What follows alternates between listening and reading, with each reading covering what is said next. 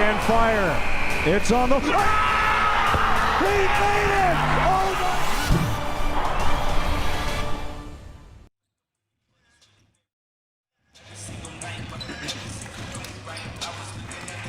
The final game of the GPAC Crossroads League tournament. It is between the Morningside Mustangs and the Huntington University Foresters. The Mustangs coming in number 19 in the country. It's not quite the Big Ten ACC challenge, but it is the NAIA version of that. Two really strong basketball conferences.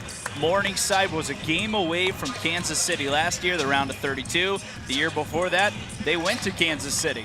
Huntington has been close to that a few times, but it's a new look roster. It's a new head coach. This should be a real fun one, Brady Gallo. Yeah, good matchup here between two winning programs. Huntington used to a lot of success in the basketball side. Morningside had 3 straight years of 20-plus wins in a season. So they're accustomed to winning. They're having a good start to their season, ranked 19th in the nation. Trent Miller entering his 4th season as a head coach for Morningside. He actually played there during his playing days at college. He is currently the all-time leader in assists and steals, playing like John Stockton when he was on the floor, but he has his group rolling here early on in 2025. Trent Miller leading this Morningside team all the way from Sioux City, Iowa. Of course, we just had Briar Cliff in the game prior to this. Both those teams, they're just within 16 minutes of each other. That's a fun rivalry. That's about a 10-hour drive. It's in the border of Nebraska and South Dakota, 9 hours and 53 minutes if you want to hop in the car right now and do that. Get there a little after midnight. So I don't know. That's a little bit of a haul. But the guys on the court for Morningside, they're new as well. They have 3 key returners from a team last year that lost their leading scorer and lost some other pieces that was good. So Coach Miller and Coach Yak in a similar spot. A lot of new faces trying to figure out what's going to work here in the first few games of the season. Yeah, but those key returners that you talked about, I'm looking at number 0, senior Daniel Brokale. He shot 50% from the field last season and 44% from 3. That's going to be a theme that you see throughout this Morningside team. They shoot extremely well from 3. Brokale in particular, he is this team's leading returner in scoring. He put up 22 points in his last game. We're going to be calling his name a lot for this Mustang squad. Caleb Dreckman, another one to watch. He's coming off 9 points, 4 rebounds, 4 assists, 3 turnovers versus Grace last night. Shooting the 3 at 66.7% early on. The Foresters nearly did that as a team last night. 15 of 35 from downtown. They were on fire from deep. They had 3 different players with 3+ threes from behind the arc. Landon Beagle, 6 made 3-pointers. Tatum Metzger with 5. Miles Good had 3 more. That's extremely encouraging to see for a Forester squad who's not going to be known as a 3-point shooting team, I would guess, throughout this season. But Landon Beagle is a player who excels at that. He's great at getting to his spot. He worked a lot out of the corner last year. He works off the ball. And if he's able to convert on those open looks, those schemed up shots, he's going to be a weapon coming off the bench. It can potentially break his way into the starting lineup come March. Caden Johnson, another one to watch, 6'11", senior forward from Hartford, Michigan. Started his career at Goshen. In one of those games with Goshen, he had 16 rebounds. He matched that career high last night with 16 against Briar Cliff. He is also a very willing and capable passer from the post, and that's what led to a lot of those open 3-point shots. Yeah, Caden Johnson, he's had a great start to his senior season here at Huntington. He might average a double-double this season. His offensive game is so much improved than it was last season. Obviously, last year Foresters had a couple other big men. They're losing that production this year, and Caden Johnson has picked up the slack offensively, being a lot more confident taking those shots inside. And as you know, the 7-footer protects the rim extremely well. He's going to be a big reason why this Forester squad finds some success this season. Seeing the starting lineup here for the Mustangs from Morningside, it's number 0, Daniel Brokale. You talked about him. Number 2, Fitzy Grant, just a sophomore. Number 3, Caleb Dreckman. He's the one that can let it fly from deep at 6'7". Number 24 joining him as well. That is Caden Van Regenmorter. And I'm trying to catch the last one. I'm blocked out here by the huddle. Did you catch that last starter, the 5th one? I did not. Okay, it's not updated on live stats yet. but we do know who's going to start for the Huntington Foresters. It's number 1, Caden Johnson, number 2, Miles Good, number 11, Kalen Lasisi, number 23, Matthew Spears, and number 24, the leader of this team and who will handle a lot of the ball, that's Jackson Paul. Jackson Paul, 17 points. He's been doing a lot better job scoring the rock. Last time he was here in Platte Arena on October 23rd, he did a great job facilitating. Jackson Paul, what he likes to do is get to the rack, drive in. Last season, he was going up with a lot of those shots. This season, we're seeing a lot more willingness to dish the ball out to some cutters, open teammates on the perimeter. Jackson Paul really expanding his game and doing a great job as the senior leader of this Forester squad. That last starter was Alex Wilcoxon, who is a really great outside shooter, having a phenomenal season so far. He's going to shoot a ton of jumpers. He had 17 points last night on 7 of 16, 3 of 8 from 3, 7 rebounds, 5 assists. Morningside dropped their first game of the year last night. They had 15-point lead, 17-point lead against number 7 Lancers. Came up just short, and now the Huntington Foresters will have their first ranked opponent of the season here in Platte Arena, and we'll see kind of what this team's made of today, Brady. Yeah, see what they're made of is right. This is their first real big test here at home. Foresters usually play very well here in Platte Arena, so they'll have that advantage going for them. But boy, this will be a big-time challenge for them. Ball is up in the air. Caden Johnson will start the possession for the Foresters. It's Jackson Paul walking across the timeline. Huntington shot the 3 at such a high clip last night. They'll have to do that to win some games this year without some of that creative shot making from some guards that we've been used to seeing. Jackson Paul yet to knock in a 3-pointer this year. Hands it off to KJ. JP gets it right back. 7 on the shot clock. Caden Johnson catches in the deep corner, finds Kalen Lasisi, who pushes it off glass. Lasisi has had a great start to this season so far. He's been playing down on the block, and he's shown some willingness to shoot some threes as well. So really a multi-level scorer for this Forester squad. He's coming up big. Dreckman hands it off back to the guard and driving in. It's Fitzy Grant. Doesn't take a lot of jump shots. Gets it up top to Brocale, who's a 5 that takes a ton of jumpers. 5 on the shot clock. 3 on its way is long, and Lasisi, who's a great rebounder, rips down his first of the night. Good defensive possession there for HU. Again, right inside to Caden Johnson. Huntington tries to get it to him every time. Here comes the double. A swing pass is intercepted by Fitzy Grant, who will skip through the lane and score an easy one. Not a good decision there by KJ. Yeah, it's just not a high percentage pass right there. Caden Johnson, the senior, doesn't make too many mistakes like that. Gets stopped on the block trying to go cross court to Miles Good. Good skips to Spears, who takes a 3. That's off the mark. He has not shot it real well from deep to start the season. Wilcoxon rips down a rebound, averaging 5 per contest. And now a foul called on Caden Johnson, which is not what you want if you're the Foresters. Not a whole lot of size outside of Caden on the roster this season. Yeah, last season for the Foresters, one of their big problems was getting their bigs in foul trouble early. Don't anticipate that being a problem here tonight, hopefully for KJ, but he picks up an early one. Easy bucket there for Brocale, but he missed a short one. Spears is beat to it, puts up another shot, and right now Brocale's just outworking the entire Forester defensive rebounding here. I mean, 2 guys right in the middle, and Huntington doesn't come up with it. Luckily, they get it right back. This Mustang squad, they are so diverse. They play with hustle down low, but as we talked about in the pregame, they can really shoot it well, especially some of their big men who like to shoot it. Johnson has it. The block extended out towards the 3-point line. Miles Good had his best performance as a collegiate basketball player last night. Jackson Paul drives baseline, gets up in the air, and again, throws it away. Turnovers piling up early for the Foresters. Shot fake, and now Wilcoxon drives in, able to skip it out. Dreckman, another shot fake as Jackson Paul stops the drive.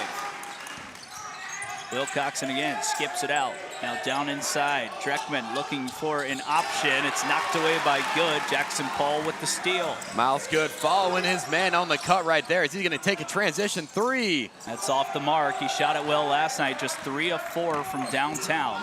This Huntington team cold to start, 3 minutes in.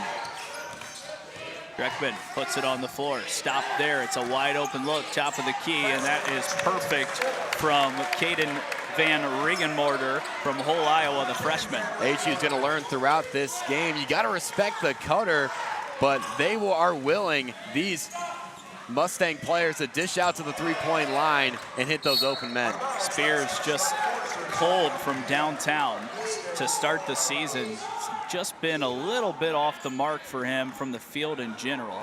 We are working on the score bug, by the way. We know the Mustangs are 1-1, the Foresters are 2-1, and we'll get that fixed as soon as possible. Spears is going to have to make jump shots too. He's brought in to score as there's another easy look and another offensive rebound. Right now, Huntington's getting bullied on the glass. Yeah, Mustangs have really done a good job down on the block, being the aggressor on the glass. HU is gonna have to figure something out.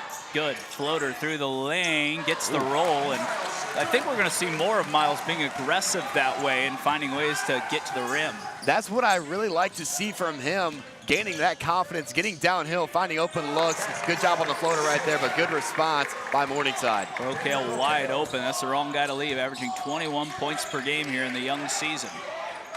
9-4, Mustangs, good, stops, pops, that's off the mark, and it's rebounded again inside by Dreckman. Maybe I would go up a bit stronger right there. Miles good, not the tallest, not the strongest player, but he has that quickness. I think just being able to have the confidence, go up with that left hand, that'll create a lot more buckets for him. Foul on Good there as Brokail was passing. Won't be free throws yet. Spears will take a seat. Cade Brenner into the game. Fitzy Grant comes out for the Mustangs. And it looks like number 5, that is Holden Arneman, is in for the first time. Brokail backing down. It's a cut and another easy layup. Everything just right at the rim right now for the Mustangs. Regenmorter been doing a great job knowing when to cut and knowing when to camp out of that three-point line. He's been active a lot, had the ball in his hands. Good amount here early. Brenner fires again off the mark. He was 0 for 6 on 6 wide open threes last night. He starts 0 for 1 today.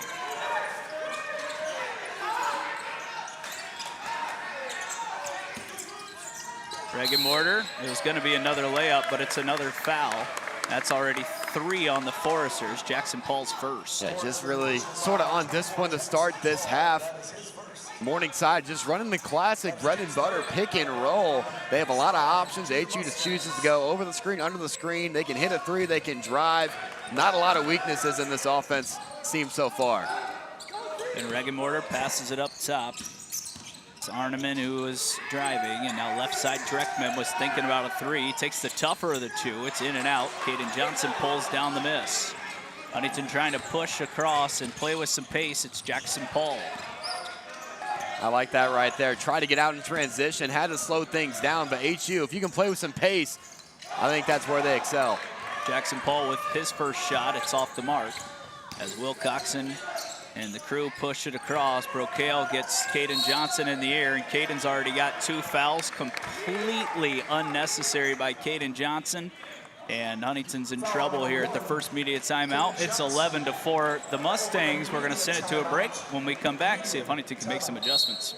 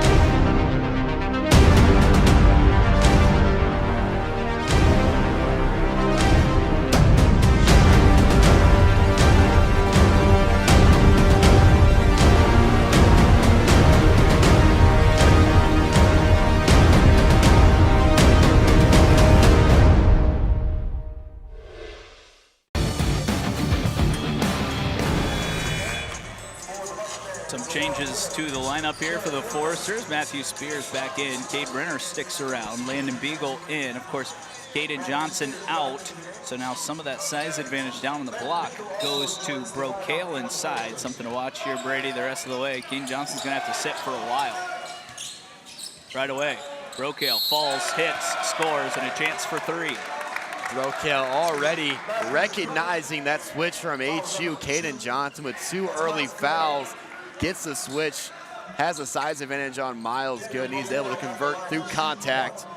That could be a problem as this game continues to roll. Brocale already working well, and his first shot from the charity stripe is down in. That's also 2 fouls on Miles Good. So Huntington, a team that doesn't have a ton of other point guards readily available, has their starting point guard and center in foul trouble. Beagle will fire his first shot. It's off the mark. 0 for 5 from downtown already, HU. They're going to live and die by the 3 a lot this year. Right now, not going their way. Drive inside. Fitzy Grant can't handle, and it's back to the Foresters. But I like Coach Jock going to Landon Beagle early. Last time we were here, we didn't see him till later on in that first half. Beagle getting some play here early. Seems a lot more confident taking that corner 3 with no hesitation. So Huntington's going to go with a bigger lineup to try to match up with a sub from Coach Trent Miller. It's Tyson Oddbody from Omaha, Nebraska, making his first appearance tonight. Big body in there at 6'8". Center, just a freshman. And Beagle looking for a cutter, has to skip it over to Jackson Paul. Brenner, again, another open look. Still just can't find it. Cade Brenner is one of those players where when he gets hot, but oftentimes you find him in those cold spells. Hopefully he doesn't get off to one here early. Another offensive rebound, another easy bucket by Tyson Oddbody, his first 2 of the night. The offensive rebound starting to stack up against HU. Morningside just doing a great job cleaning up the glass. They are clearly the aggressors, and they've done a good job taking advantage of their size advantage. Turnover, Spears. Huntington, no sort of offensive rhythm right now. The Mustangs and Huntington getting into a little bit of a danger zone here early. 13 minutes left in the first half. Arneman, Grant, Wilcoxon, toss in, size advantage, a block, 6 straight fouls on the Foresters, and more free throws coming for Morningside. Morningside just knowing what they have to do. I mean, this is a good 3-point shooting team, but they're working everything inside, knowing that HU has not been very disciplined with those fouls, and they have the size advantage. Great job diagnosing the defense right there, getting it down low, getting to the free throw line again. Oddbody off the mark. He was just 3 of 5 coming into today. Now 3 of 6 on the season. Look at some of the stats here early, Brady. Huntington 2 of 11 from the field, 0 of 6 from downtown. They've turned it over twice, and they have surrendered 3 offensive rebounds already. That one's good, and it's the largest lead of the first half with 13 minutes left, 17-4. And when you're down by 13, yeah, Miles Good back in the game, working with 2 fouls. You don't have the advantage of letting some of your better players sit for that long with multiple fouls on the board. Beagle tries getting to the rim. Brenner, again, another open look. Still cannot make, and it's an a defensive rebound by Fitzy Grant. Not going to get more open right there. Cade Brenner, one of the better 3-point shooters on this team. Got to be able to convert on those open looks. At Brenner, 0 for 6 last night, 0 for 3 tonight, and really, in the simplest way possible, if Brenner's not making threes for you, it's not like he's driving to the rim a lot and creating other plays. He has to knock in jump shots to have a role on this team. I mean, it's just as straightforward as it is. Yeah, and that's as cut and dry as it's going to get. And he's doing a good job moving off the ball and getting open. Coach Jock is drawing up these plays to get Brenner open. It's just a matter of if he can execute, and so far he hasn't. Huntington's stuck on 4 points now for quite some time. It's 17-4. The Mustangs trying to win the first game for the GPAC here in the Grace Huntington sector of this tournament. Brenner fouled, but he's passing it. And with 12:22 left, that's the first foul on Morningside. But again, Morningside's going to drive a lot more than what Huntington does. So you look at the fouls, think 6-1. Morningside is the aggressor, so it makes sense. Yeah, they've done a good job cleaning up the glass, going with those head of steams down the lane. Metzger, another guy that can get it going from downtown. Someone's got to find a way to score. Maybe it will be Tatum right here, in and out. Rebound Brenner, and he lost it out of play, but it was last touched by Van Regenborger. I know he missed a shot right there, but number 14, Tatum Metzger, I think if Cade Brenner's not making those open looks, I think he's the next guy up for someone who can move off the ball, create some open looks, and hopefully one of those two is able to knock them down. I think Tatum Metzger could be that guy. He's 0 for 1 so far, but I expect him to get some more volume as this game goes on. Miles Good has it back. He'll try another triple. That's way off the mark, and Huntington's just broke here early from downtown. Skip to the corner. Morningside battling with Dreckman. Wilcoxon stops, finds an open shooter. It's Van Regenborger again. He misses. Good pulls it down on the backside. Good defense there by Tatum Metzger. Not biting, not fouling, getting that hand up and closing out very well. Another miss by Brenner.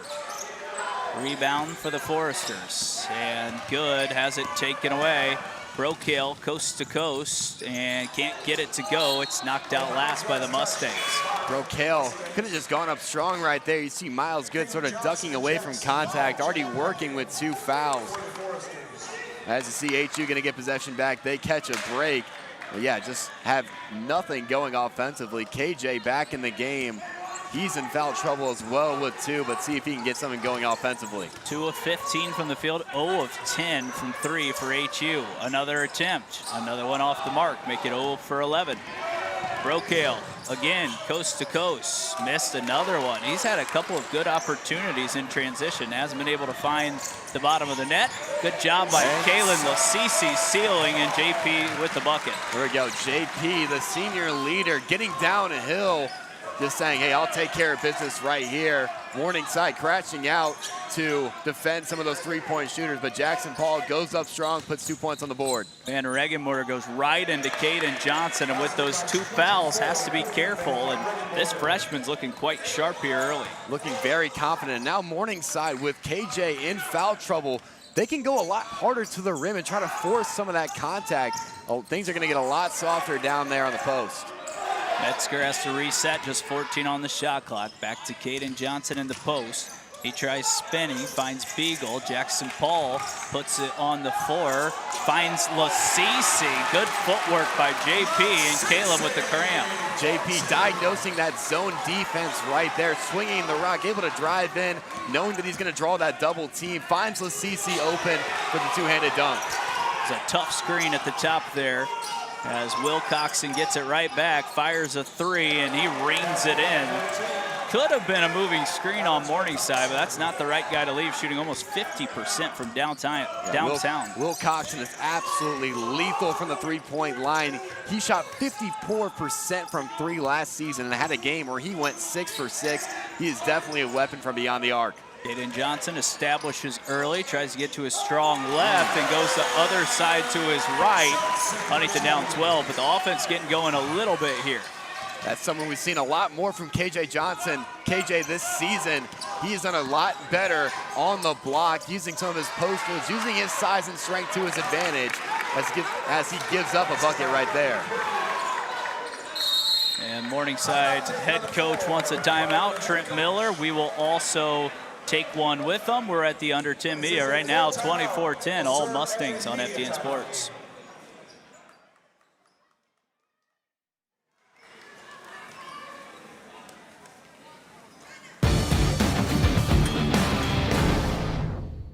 As the owner of JJ's, I invite you to visit one of our 7 BP convenience stores. And when you do, I expect you will experience hometown excellence in the cleanest and friendliest convenience stores in your community. Please also consider visiting JJ Java for the best cup of coffee in town, or JJ's Pit Stop for a quick, no appointment necessary professional oil change. Also, if you ever need a clean and efficient environment in which to do laundry, JJ's Washroom is ready to serve you.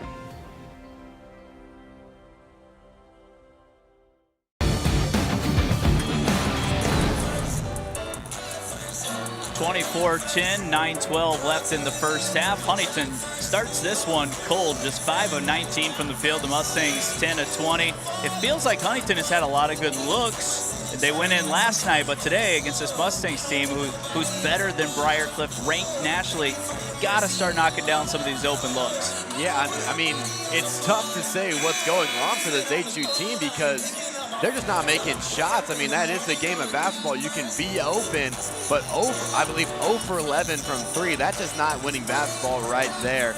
Doing a good job, Coach Hawkins and these players moving off the ball, moving with the ball, create open looks. Next step is make them. I mean, it's easier said than done, but make some of these three-point attempts. At least make 2 of those three-point attempts. You're only down 8, opposed to being down 14. And it's tough when you're not knocking in some shots from deep, because this Morningside team, their first 2 games, they're averaging 87 points per game on 55% shooting, 47% from downtown, and just historically, they're a good program.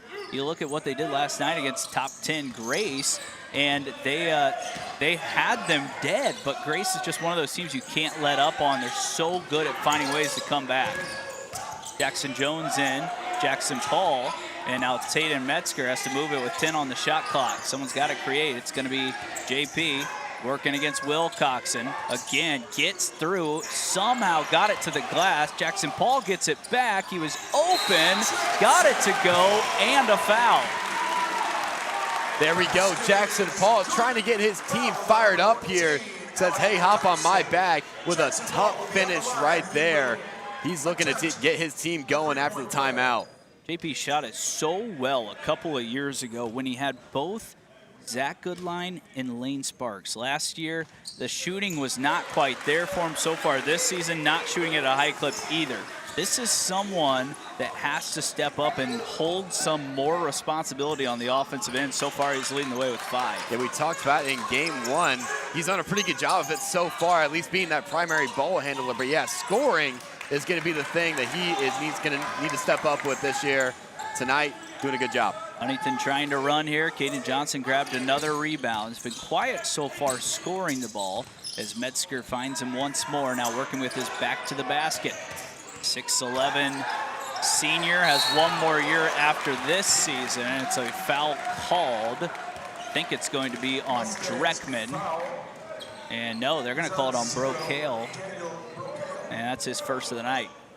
Brocale not really respecting the 3 right there from Jackson Paul. Stacking off, going to help the double team on Caden Johnson. I think that's just a side effect of being 0 for 11 from 3. You get a lot more double teams down low. Jackson Jones comes off the screen, finds Caden Johnson once more. Huntington trying to make it a single-digit game here with 8 minutes left in the first half. Jackson Paul from 17 feet. Still nothing happening with that jumper early in the season. That's his game, though, right there. He wants to get to that spot. Just another example of HU getting an open look, just not being able to convert. Brocale swings one quickly to Wilcoxon, who used that shot fake and gets it to go off glass. Good job right there. Triple option. Gets Jones up in the air, able to drive through with a finish in front of Spears. Metzger puts it on the floor, bounces it inside once more. Huntington just 13 points here in this first half. Spears should have gone to Jones, and now he loses it, gets it right back. 10 on the shot clock. Again, Huntington in one of these late clock scenarios. JP up in the air. Jackson Jones a 3 off the mark. Rebound, Caden Johnson. There we go. That's what HU needs. Get some offensive rebounds. Avoid those one-and-done possessions. Ball falls away, off the mark. Another O-board opportunity, kept in play, and it's last off of Brocale, but the side official came in, and they're gonna call a foul on Jackson Paul for taking Brocale's legs out. Yeah, that's a fall. That's gonna be a foul every time. Jackson Paul kicking the leg up. But that's just not the shot that you want to produce on that possession, I feel like. Jackson Paul definitely confident from that mid-range. That's his game. But a fading away shot off one leg, fully contested. I feel like you can get a better look than that. Huntington 0 of 12 now from 3. It'll be Brocale back at the line. First one, no good. That's too strong. And then Jackson Jones tipped it away from his teammate. It's another offensive rebound and a dodge bullet there by the Foresters. This has not been a crisp first half. No, not really by either team. Really, Morningside, known as sort of a three-point shooting team, has not shot it overly well here in this first half. HU not able to capitalize on those errors, however. Spears locked up and loses possession there from Brocale. And that's going to be a turnover as Spears continues to struggle. 6:34 left, an entire line change. And you're going to see Luke LaGrange coming into the game right now. Coach Jared Yock's just looking for some sort of effort out of his team. Looking for some effort and looking for some execution. I mean, it's really that simple. People have been getting open. Just who's going to make the shot? If you can make shots, you're going to be on the floor here right now. Fitzy Grant skips it over Wilcoxon inside. Big fella back to work. The cut. Van Regenmorter has another tough two. It's 15 the lead for Morningside. It's good defense by LaGrange, and you're probably going to see a lot more of him this season if Caden Johnson is not able to stay out of foul trouble. LaGrange puts it on the floor, takes a tough two. Lasisi, offensive rebound, a foul card. And with 6 minutes left, it's Huntington's ball, the fourth foul on the Mustangs. For HU, I feel like they're forcing themselves into some situations that they don't really need to be in. You got 24 seconds on the shot clock. Why are you taking a contested mid-range 4 seconds into it? That doesn't make sense to me. Beagle comes and gets it, finds Kalen, who can't handle. He does find Metzger, though. Good. He's got two on the night. LaGrange back to Miles, who drives left side, trying to get to his spot. He's cut off. LaGrange fires a three and rattles it in. So some sort of life here. The first made three is from Luke LaGrange, who has played 22 career games. HU finally takes the lid off, and Luke LaGrange is the one to do it. Good to see him getting it going, and hopefully that sparks something for the rest of this Forester squad. Wilcoxon against Metzger. Outside, Fitzy Grant will not shoot a ton of jumpers. He's going to go back to the basket against Landon Beagle. Beagle with the size, and a travel is called. There we go. See what 1-3 does to change the momentum of this game. The crowd's getting involved. The bench is getting fired up. Down by 12 here, a chance to draw within single digits or at least to within 10. This is a big time possession, I feel like, for the momentum of this game with 5 minutes left in the first half. Good, we'll bring it across. Our next break will be our last media timeout of the first half.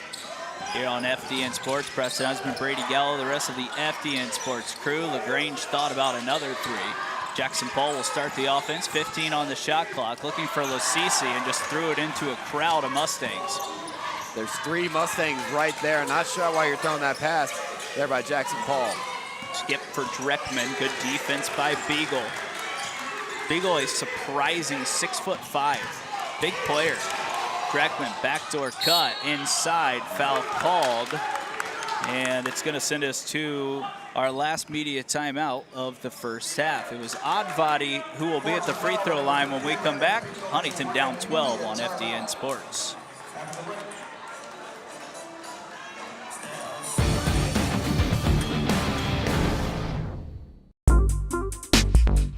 I've been interested in animation since I was really young. Animated movies have always been my favorite.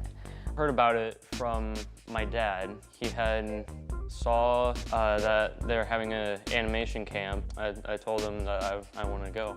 So my photography made me interested in working with cameras, and that's what I want to do. It was a camp that had so much to offer, like everything I was interested in, it was being taught here and stuff. The knowledge of animation, how it works, and getting better at it so I can pursue my future career. And I've always just kind of been interested in this for so long, it was like I couldn't really pass it up. And I have learned those things, like professional things, things that I would not be able to do at home. Some of my favorite experiences were just getting out and talking to people with similar interests, people who are passionate with the same thing that you're passionate with.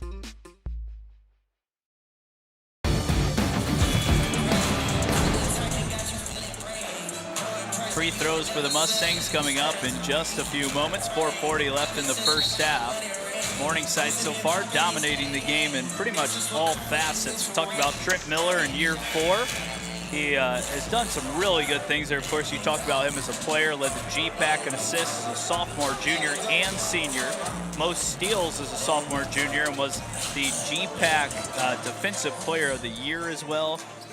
They're a good shooting team. They're a good defensive team. They lost Joey Scoff last year, 22.4 points per game, and they're still in that top 20 spot. So they just keep producing and very good at developing players. Yeah, you lose a 24 points per game score. That's going to be some production. It's going to be tough to replace, you would think, but the Mustangs have done a great job making up for it. Caleb Dreckman, Daniel Brokale have both done a great job stepping up here in their senior seasons to really fill that void. Body gets both of them to go. It's a 14-point lead for the Mustangs. Huntington still trying to answer some questions offensively. Jackson Paul tries to drive, he's cut off. Good, dumps it inside. KJ back to work. Double comes, Johnson spins, and he travels. I think that's something that KJ is gonna have to work on this season. You're gonna draw a lot of double teams, and when the double comes, don't look to go up with it. You're being double teamed, that means mathematically someone is open. So you see that second man coming, be prepared to pass. You gotta react just a tad bit quicker if you're KJ. Huntington with 5 turnovers. Morningside has 4 here in this first half. Just around 4 minutes left. Three-pointer on its way from the Mustangs. It's off the mark. Another tip from Dreckman, but Huntington pulls it down. Beagle has another rebound. Jackson Paul tries to go baseline, gets up in the air. Johnson off to Good. Miles slams on the brakes. Beagle and Lasisi has it ripped away. It's a foul called on the backside. That's going to go on Derek Quinlan. You see the two fighting for positioning right there. Yeah, just reached in a bit too far, and Lasisi on that post bounce pass. Huntington just 1 of 13 from three-point range, 8% after making 15 last night. Means they could turn it on at any point, but it's true. Got to keep getting good looks. Good uses a screen from KJ, just 12 on the shot clock. Maybe a good look here from Beagle, still off the mark. And Lasisi can't get the O board. Really just crazy, 1 for 14. It's a good offensive possession. Caden Johnson doing a good job cross court, finding Beagle, the open guy, just not able to knock it down, and that has been a reoccurring theme of this first half for HU. Brokale, Lasisi, good strong defense. Wilcoxon will start at Overton on the shot clock. He's kind of the engine that runs this thing. Brokale into Johnson, missed it. Lasisi tipped it to Good. Huntington trying to cut into this lead. Again, Johnson, double gonna come here in a moment. Jackson Paul gets it before it does. Rolls to his left, jumper on its way. Finally gets it 1 to go. They're sagging off Jackson Paul right now. He hasn't been too efficient on that mid-range shot here this afternoon, but he is comfortable taking it, and with the defense sagging off, he's able to get an open look and convert it. 30-18 now, Foresters trail by 12. Mustangs continue to get good looks like this one from Brokale, who rattles it in, and that's really his game. He's a big, but not really. I mean, 6'5", more of a guard, loves to shoot the 3 ball. Good open for 3. Just way off the mark. Beagle, another offensive rebound, finds Caden Johnson. So new life right here for HU. See if they can get something going, because they're going to get a whistle here. 6 fouls on the Mustangs. The next one will put Huntington in the bonus. Spears coming in for Beagle, and Lasisi replaced by Brenner. 33-18. And it is sort of frustrating if you're an HU fan or if you're Coach Jared Yock. You're scheming up good plays. Miles Good is wide open on that play. Not a bad three-point shooter, just not being able to put it close and give himself a chance to make that one. Jackson looking for an option. 6 on the shot clock. Down inside, Spears gonna have to shoot it. Falls away from 20 feet off the mark. Johnson kept it alive. Another O board for Brenner. The 3rd opportunity for the Foresters. Jackson, nothing. Not much you can say right there. You get 3 chances, you get 3 misses. And Reagan Mortar misses one. It's tipped and last touched by Caden Johnson. 90 seconds left in the first half. HU really just been beating themselves for the most part in this first half. They're down by 15. But if they weren't making only one of about 15 or 17 3-point attempts, this feels like a completely different game. It's really just been HU versus HU. Reagan Mortar out to Brokale, who again drives this time after making the 3. High off the glass, can't get it to drop. Good looking ahead. Morningside, great defense in transition. JP spins, 10-footer falling away, hits it, and another chance for a 3-point play. That is smooth right there. Spin move, step back off one, right on the Crossroads League logo. His second chance at a 3-point play here in game number 2 of this matchup. 9 points for Jackson Paul. Trying to be the first Forester into double digits, and he is. Huntington down 12 with 1:08 left. They're going to take Caden Johnson out because of that potential 3rd foul. Kalen Lasisi back in for him. Lasisi is a player who I'm sure Forester fans are very excited about this season. Haven't called his name too much in terms of scoring, but he has done a fairly good job at neutralizing Brokale over in the back half of this first half. Fitzy Grant right at the rim. Now he has a chance for 3 as Spears couldn't stay in front of him. That is 6'3", going right at 6'9", and just looked like Grant's was stronger on the drive. Yeah, it feels like Morningside in particular has just been absolutely fearless in this first half. Had so much confidence driving to the rim. They have a size advantage, but it's not by very much. And with Caden Johnson being off the floor for the majority of this first half and in that possession right there, they have loads of confidence that they're going to be able to get to the rim and finish. Less than a minute left. Huntington down 14, trying to cut into this lead before Coach Yak and the crew goes to the locker room. Spears open for another jumper, and that time gets one to go in. Caden Johnson, another assist, and Coach Yak stops the clock to hope to get that last possession. That's a big shot there to cut this one a little closer. I would agree, and great read by Caden Johnson. We've seen this season he's doing a better job of facilitating because he knows he's going to draw those double teams, being the only 7-footer on this roster. So making the right read right there, and finally Spears able to knock one down and draw HU to within 11. So just like we did for Briar Cliff, we got some fun facts about Morningside as well. Their women's basketball team's really been the strong part of their athletics program for quite some time. Since 2004, their women's program has 4 national championships, including 2009 when they went undefeated. And their football team has won 3 national championships, all undefeated seasons in 2018, 2019, and 2021. So it's been a powerhouse over there, both on the women's side of basketball. The men's side is not too shabby, obviously, as well.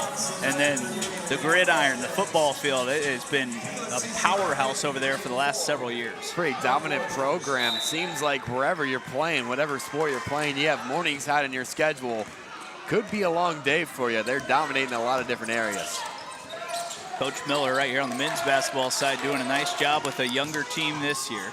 Brokale's drive is stopped, thrown up top. Dreckman gets it, and Wilcox, and it should have been over and back. Instead, it's an open 3, and again, Spears at 6'8", out-rebounded by a 6'3" guard. Yeah, that should have been an over and back. That was clear as day right there. We had a good look at that one. Wilcoxon drives, Dreckman 3 on the way. It's in and out. Lasisi pushes. Metzger from half court gets it to go! So HU heads to the locker room, only down 8. And what a momentum swing in the waning moments of this first half. Metzger from the midcourt line drains only the 3rd made 3 of the half for the Foresters, and they will have some life as we take it to a break. It's 35-27. Foresters sticking around in the first half of action on FBN Sports.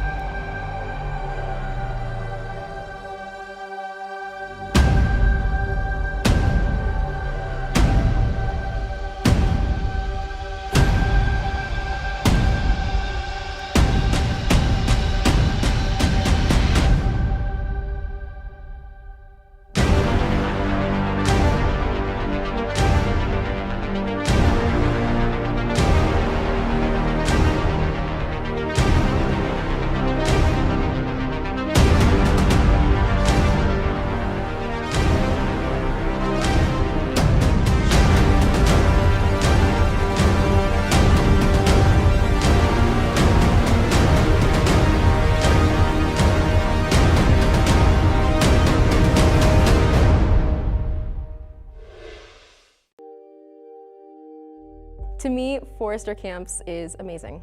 To me, Forester's Camps is cool. To me, Forester Camps is a great experience. I've always had just like a genuine interest for art, and our art teacher was like passing out flyers and stuff. And I saw that my other friends were going to do it, so I got interested in as well.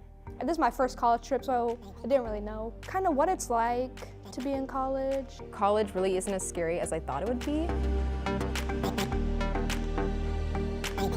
Definitely go. There is a lot of really cool activities and opportunities you can get here. Try to get yourself involved. Try to talk to other people who are like at the camp as well. Talk to like your hosts and stuff. I mean, there's no reason not to go. I mean, you get out of school, you get to come here. It's really informative on how college actually is, and that the community here is really great.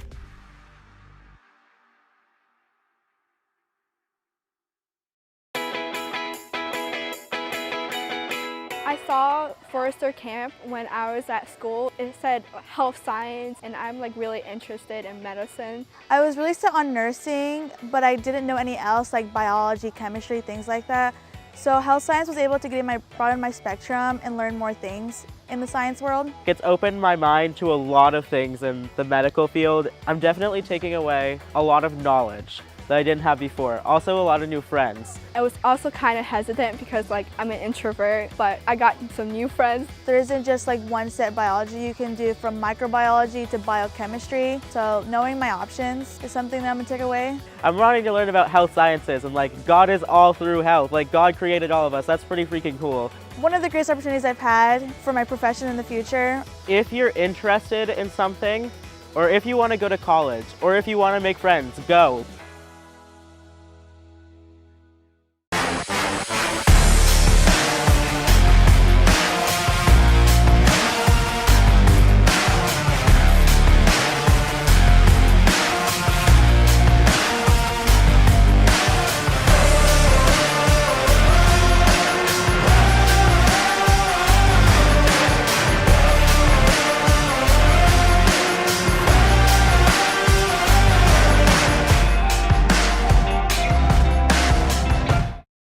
Bippa State Bank is a cornerstone of the community.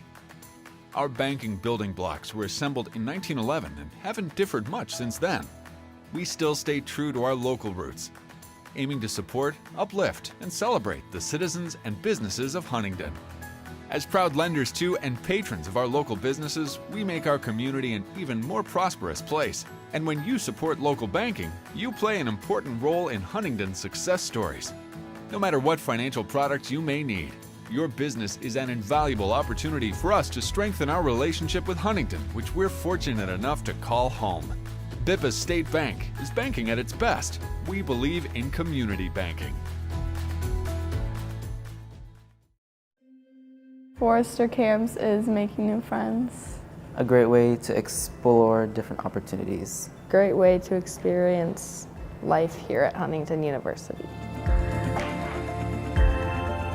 I looked into OTA and it looked like a lot what I wanted to do, but I still wasn't really sure like what all it was. But I did know that I did want to be in the medical field, but I don't really have a stomach for blood. This was a different way to be able to help people like physically, but not have to open them up. Since it's a smaller place, everyone knows each other, you know, they can invest time in each other. This would be a great way to learn about it and see what it is. So I saw how life-changing that can be, and it made me want to do that.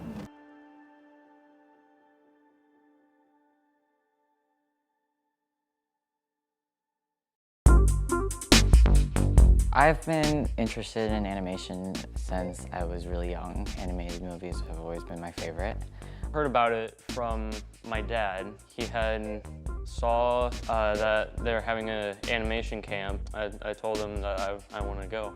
So my photography made me interested in working with cameras, and that's what I want to do. It was a camp that had so much to offer, like everything I was interested in, it was being taught here and stuff. The knowledge of animation, how it works, and getting better at it so I can pursue my future career. And I've always just kind of been interested in this for so long, it was like I couldn't really pass it up. And I have learned those things, like professional things, things that I would not be able to do at home, Some of my favorite experiences were like, just getting out and talking to people with similar interests, people who are passionate with like the same thing that you're passionate with.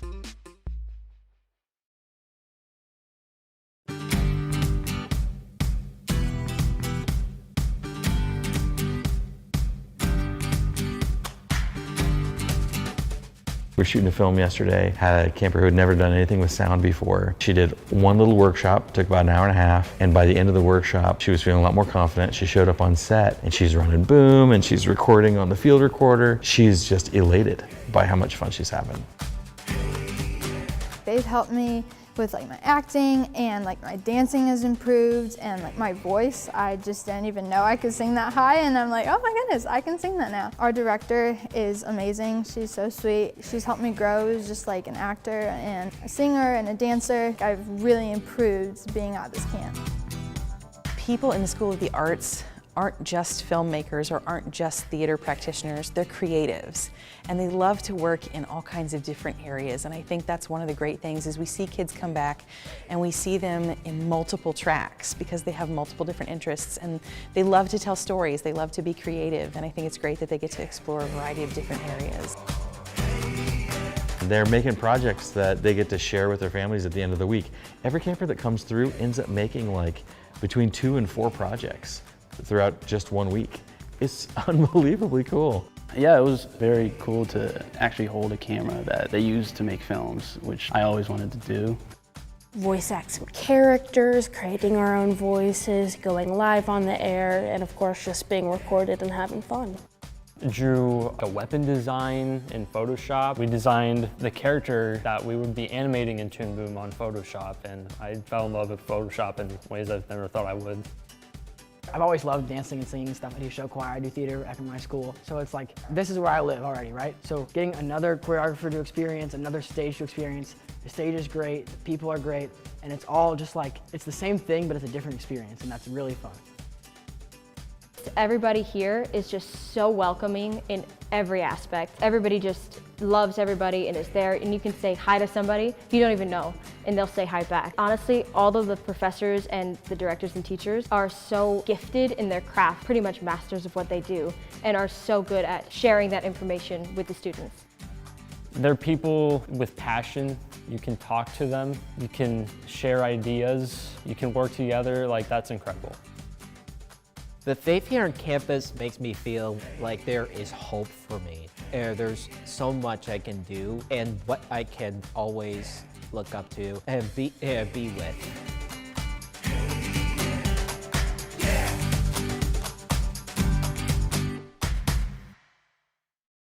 As the owner of JJ's, I invite you to visit one of our 7 BP convenience stores.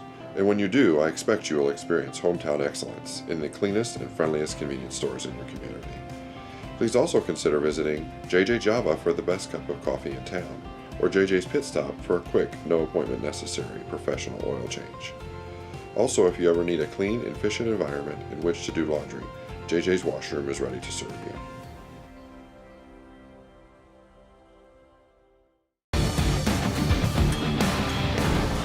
In case you missed it, just about set for the second half. This is how the first half ended. Huntington shot so poorly from deep.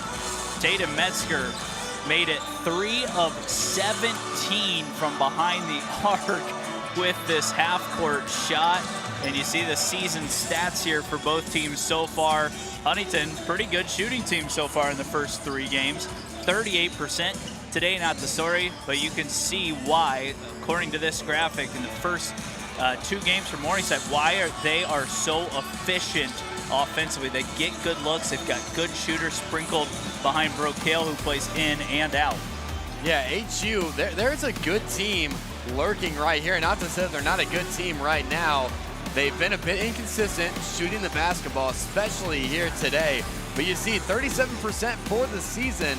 If they can just find some middle ground, and if they can shoot 37% almost every time, they are going to be a good basketball team, and I'm sure they'd be a lot closer here. They're only down 8. That's why that Tatum Metzger 3 at the end of the half was so crucial. So they're still hanging around, but they're gonna have to make a lot of adjustments here coming out of the locker room. And I think a biggest thing is being more aggressive on the glass.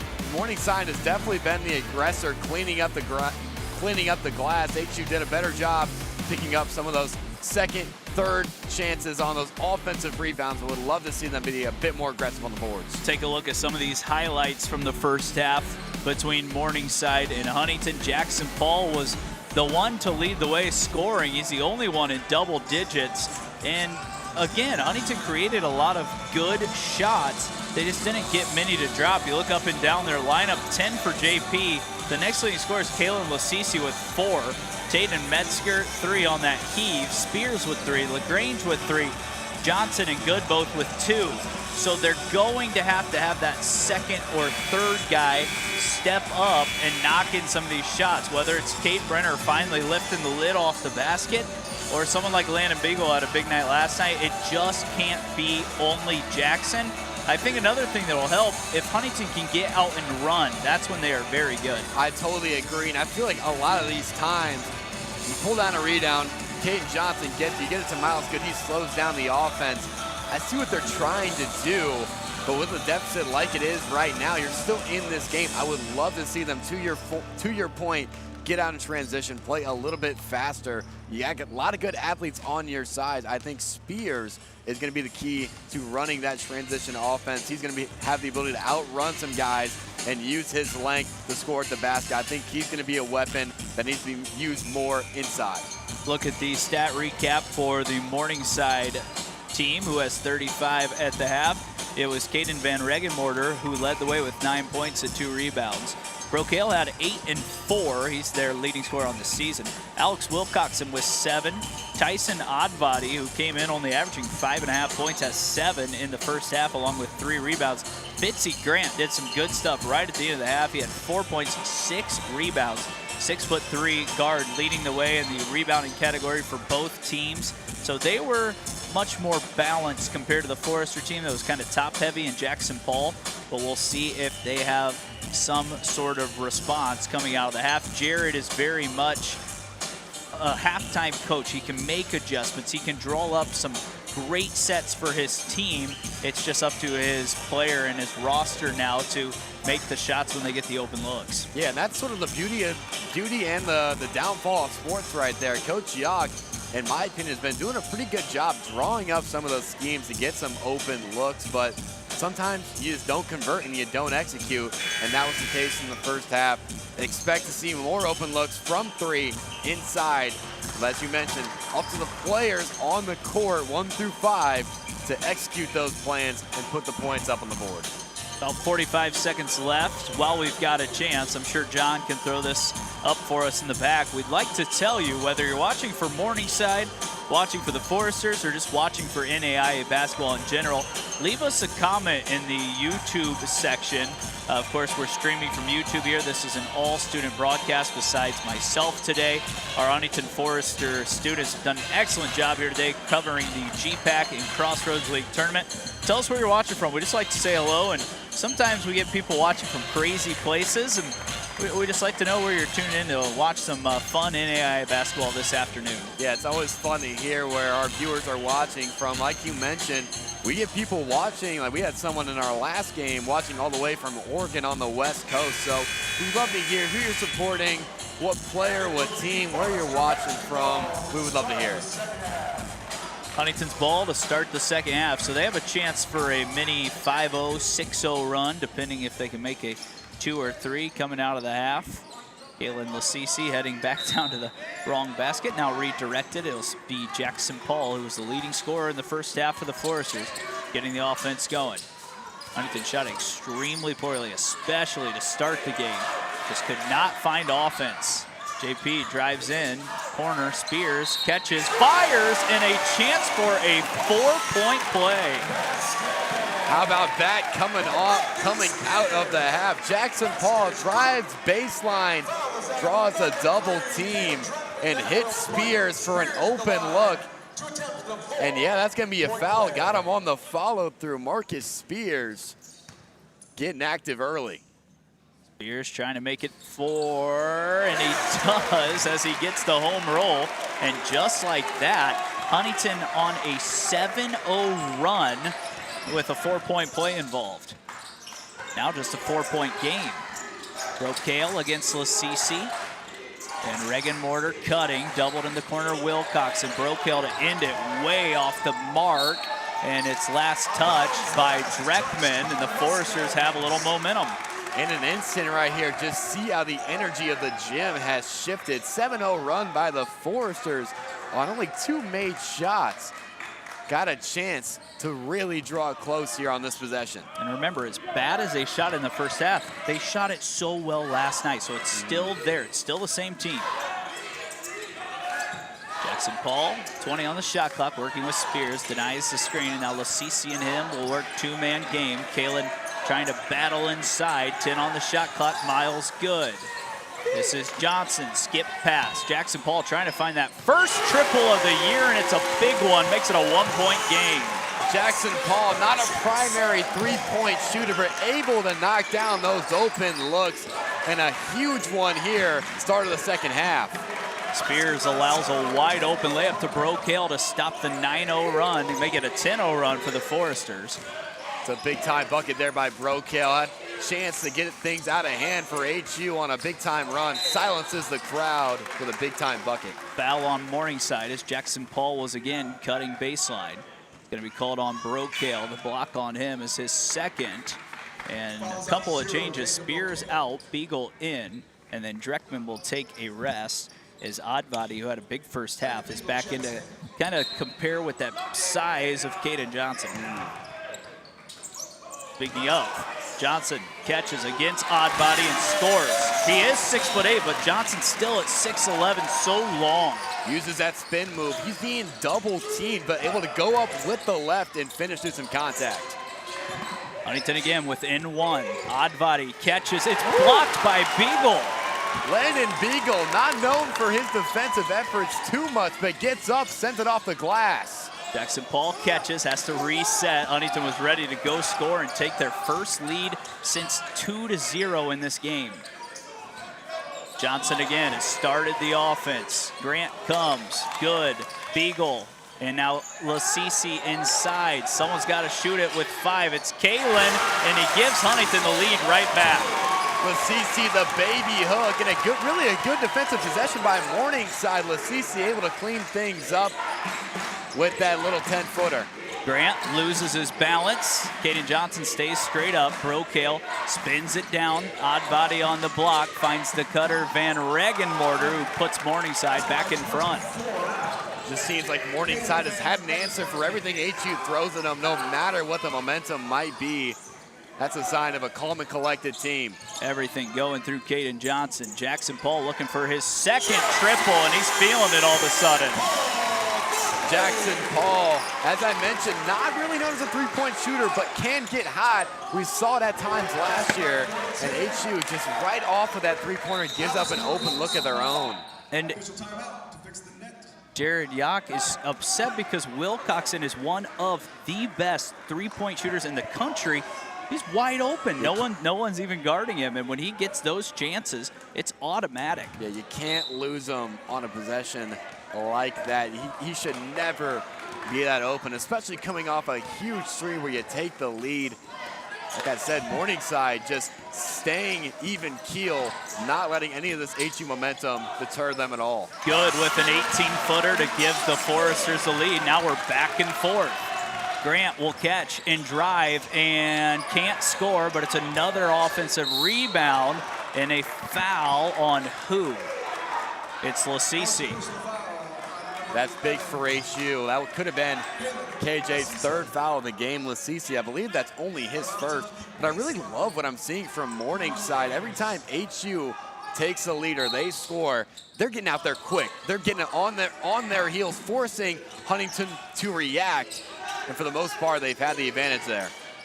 Wilcoxon, Van Regenmorter again, blocked this time, but another offensive rebound. Those are tough. You never expect an air ball or a block shot. Beagle just in a tough place. Yeah, you got to body up your man, though. You see the ball in the air. You got to find someone to box out. Good knocks down a triple, and this looks more like the Forester team that shot it so well at Grace last night. Where were those in the first half? Huntington all of a sudden shooting the ball well. That's a foul on Jackson Paul. See the replay here. And Jackson thought he had a turnover. Instead, he's got his 3rd foul, and he finally had it going offensively. So Jackson Paul checks out to some applause. A big-time shift of momentum due in large part to his production. Same play out of the baseline inbounds. Caden Johnson knocks it away. That's last touch by Morningside, I believe. I think that Jared could challenge that if he wanted, but he's not going to right now. We talked about that in the NAIA now. You can challenge out of bounds, block charge, and I think one other thing. I'm not clear on the rule yet, but if you win the challenge, you keep it. Advati, then Regenmoyer got Johnson in the air, stopped there by Brenner. Wilcoxon did not get it off in time, and Huntington's defense turned up the heat since the start of the half. There we go. Probably the best defensive possession Huntington has had all day, and a chance to go up by 2 possessions here. Would have seemed impossible just about 20 minutes ago for HU to be up in this game. Huntington's 4 for 4 in the second half from 3-point range after shooting 3 of 17 in the first 20 minutes. Good has to spin out of trouble. Beagle trying to make it 5 for 5. It's off the mark. Lasisi battling, trying to stay away from a foul as Fitzy Grant goes coast to coast and threw it too high and out of bounds. So some of those mental errors we saw from Huntington in the first half, we're seeing from Morningside here. For the most part, been pretty consistent in their coast-to-coast offense, but right there, just a mistake by Grant. Our cameramen and women putting themselves into harm's way as that ball went off of the lens. Good has it here, Huntington up 2. A big run out of the half. Lasisi puts it on the floor, jump stop, and a strong score by the senior. Uses his strong body right there to get down to the lane with a hop step off glass. Big time there by Lasisi. Wilcoxon, top of the key again. Just too much space. I mean, you can only let him do it so many times before you start playing him as close as physically possible. He keeps making it rain right at the top of the key. And with such a good 3-point shooter, just a couple inches, you could say, is too much space. He is so lethal and able to work very well with some limited open space. Thought it was tipped, but they're gonna say backcourt violation. And when we go to a break, Huntington is up by 1 on FDN Sports, 48-47.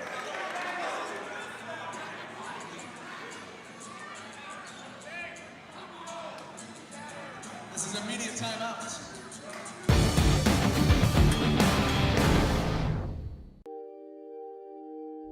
To me, Forester Camps is amazing. To me, Forester's Camps is cool. To me, Forester Camps is a great experience. I've always had just like a genuine interest for art, and our art teacher was like passing out flyers and stuff. And I saw that my other friends were going to do it, so I got interested in it as well. And this is my first college trip, so I didn't really know kind of what it's like to be in college. College really isn't as scary as I thought it would be. Definitely go. There is a lot of really cool activities and opportunities you can get here. Try to get yourself involved. Try to talk to other people who are like at the camp as well. Talk to like your hosts and stuff. I mean, there's no reason not to go. I mean, you get out of school, you get to come here. It's really informative on how college actually is, and that the community here is really great.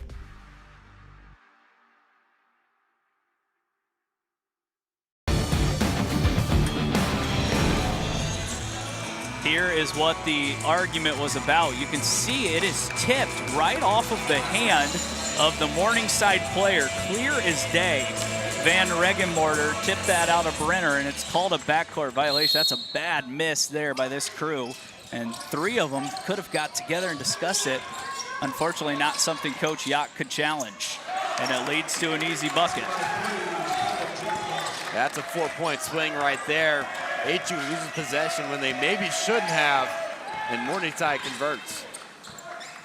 Back ahead by 1. This Morningside team just has an answer for everything, as Beagle now has it knocked away and looks for Spears, who catches and puts it on the floor. Spears trying to play inside, shoots, misses, and he will head to the free throw line, I believe. It will be 2 shots. Yeah, Spears exposing the mismatch right there, getting into the body of number 5, Arneman, and gets to the line shooting 2. Spears will have his first pair of free throws here as he knocks in that one. He had a and one on the three-pointer to start the half. He's up to 8 points, stays perfect at the line, 2 for 2. Want to say hello to a couple of fans. Devin Browning tuning in, of course, was a long time part of the staff under Coach Corey Alford. Amber Wilson tuning in from Marion to watch Landon Beagle. Spears 2 for 2. Caleb Dreckman's grandfather tuning in from Mapleton, Iowa. Great production. Thank you so much for tuning in. Eric Andrews, he said tuned out at halftime, came back, we're winning.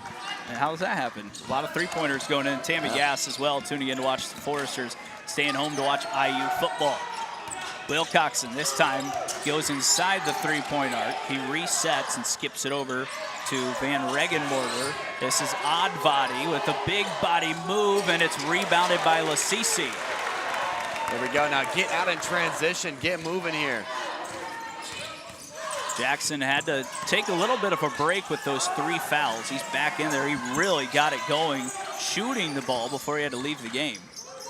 Cece's been good on the post against the bigger Odd Body. Falls away and gets the roll. Lasisi into double figures with that one right there. Going to work on the block.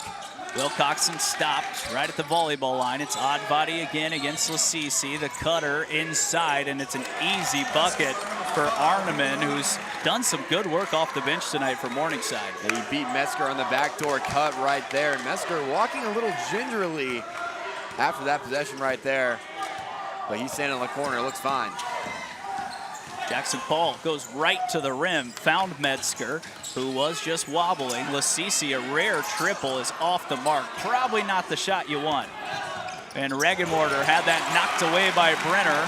Huntington can reset and get back into a good possession here. Right around 12 minutes left. We talked about Brenner being a guy who's on this team to shoot threes, but he makes his impact felt defensively there as well. And he's had a couple other possessions where he's impacted the game in other ways. Jackson uses a screen, wide open, free throw line jumper. Again, when he gets going to his left and he's under control, he is a great mid-range jump shot shooter. That's a game he wants to have, and if he's gonna do it consistently, that'll elevate his scoring numbers, but that is what he wants to do. He wants to get to a spot on the elbow at the free throw line. That's what he wants to do. Dreckman, big guard, spins it over. Will Coxon got Lasisi in the air, long 2, and he is just automatic when he's got space. Lasisi gets up in the air right there. I think that's the situation where you chop your feet, you put your hand up, and you close out. No need to get up in the air right there. Lasisi having a big second half offensively. So is Jackson Paul, who has it now. 11:22 left in this game. Spears will pull from 3 and reigns in his 3rd of the night. This is what we expected. Like Chris Smooth said, you sag off, your swag's off right there. Spears takes advantage. And Regenmorter, Arneman back to the glass, had it knocked away. Huntington a chance to add on. 4 is their largest lead, and it's a foul on Will Coxon with 11 minutes on the clock. Jackson Paul with a head of steam. That's what I sort of want to see from this HU squad. Jackson Paul's the guy to get it done, but as soon as he gets the ball, he is looking straight towards the basket, even if he's standing at half court. Great job getting into the body of Will Coxon and forcing a foul. Jackson has 18. He's pushing towards a career high. He's not a guy that has scored into the 20s much at all in his career, but he has to, and we talked about it. We said in the first half, he has to carry more of the responsibility as a scorer. He has here in the second half. I totally agree. Spears travel. Yeah. That is just one that you wish you could have back. Just want to take care of the ball and keep getting these shots, especially now you're in such a rhythm and shooting it so well. You're heating it up, and some of those mental errors, those are going to start to pile up. You're up by 4, potential chance to go up by 6, maybe 7 right there on that possession. You give the ball away. Grant, Brocale, Will Coxon again, open for 3, and he is going nuts right now as he continues to get open. He is up to 18 points after the last 3. Gosh, he is so dangerous. Does he miss, Preston? I'm not sure if he has the ability to miss the basketball from 3. He has been absolutely lights out, and if he gets just a couple inches of room, let alone a couple feet like he had right there, he's going to knock it down just about every time. Jones now will fire from right in front of the bench and knock in a triple to put Huntington back up 4. Dreckman is fouled, and it should be on the floor. And we'll see if that's the case. It will be, and that's Jackson Paul's 4th. But I think he traveled right there. He took a couple extra steps, as we're going to get another look at it right here. Picks the ball on the floor. That's, oh man. We don't get paid to ref these games, Preston, but boy, would have loved to have that one back. And now your leading scorer out of the game for probably at least 5 minutes. Grant, a rare triple, is off the mark. Miles good, great job blocking out, pulls it down. So now you got to go to your next option, which Huntington's done well here in this second half. Caden Johnson hasn't seen it for a while. They're trying to get it inside to him. As Beagle puts it on the floor, goes to KJ and crams it to put Huntington up 6. Emphatic slam right there. The 7-footer gets an opportunity and puts it down with 2 hands. Wilcoxon works against Good and now will hold inside on Landon Beagle. And that's going to be the 4th on the Foresters. 4 on Morningside here in the second half as well. And it's another media timeout. Huntington firing on all cylinders here, outscoring the Mustangs 33-21 in the second half. The most recent bucket from the big fella, Caden Johnson. Foresters up 6.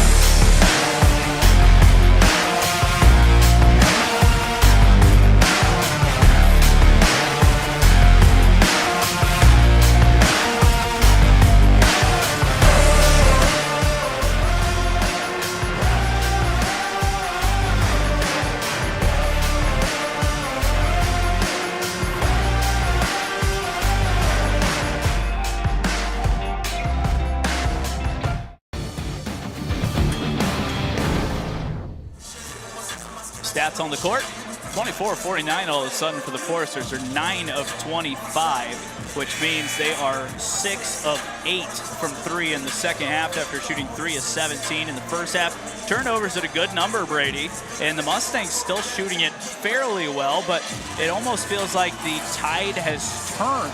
Huntington has heated it up on defense. They still need to keep a closer eye on Wilcoxon.